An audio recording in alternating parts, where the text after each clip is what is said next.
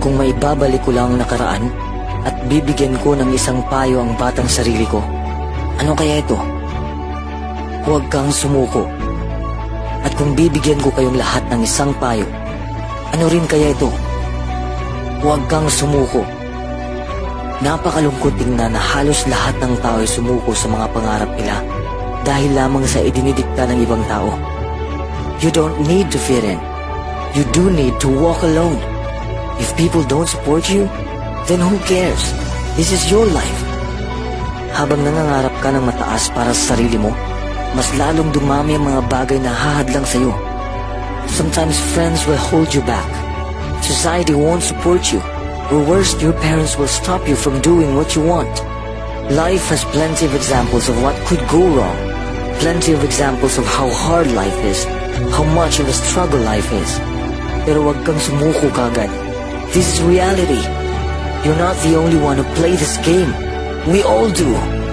At naniniwala ako na ang lahat ng tao ay may kakayahan na baguhin ang buhay nila. You're not stuck. Don't ever believe in limitations. Huwag mong hayaan na pati sarili mo ay naikulong sa mali mong pag-iisip. You are capable of anything, only if you believe. Because with belief comes action. With belief comes possibilities. With belief, we are open to opportunities.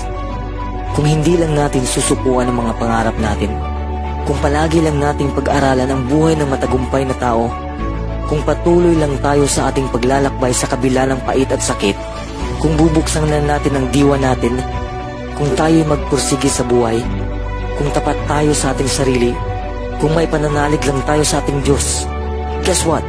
Anything is possible. Kung maniniwala ka lang, tiyak makakamit mo. Ang dahilan kung bakit marami ang nabibigo ay dahil sa hindi man lang sumubok. You fail by default.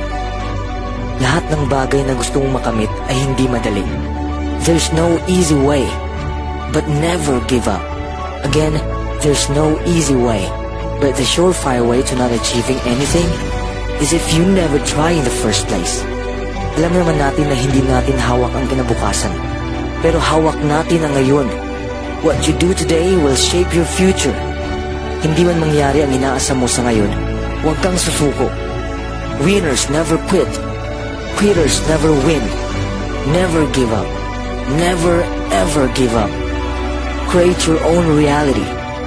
Feel good about yourself because more good things come. Kapag hindi ka maniniwala sa sarili mong kakayahan, I guarantee you can't move forward. Know this, that life presents challenges to all of us. Mabuti man o masamang pangyayari, tanggapin mo hindi dahil sa partito ng buhay, kundi partito ng iyong paglalakbay. Respond to your situation in a calm way. Challenges are given to the strong people. If you're weak, you're not part of this game. Play your part so you can deal with it better. Never give up. Never, ever give up.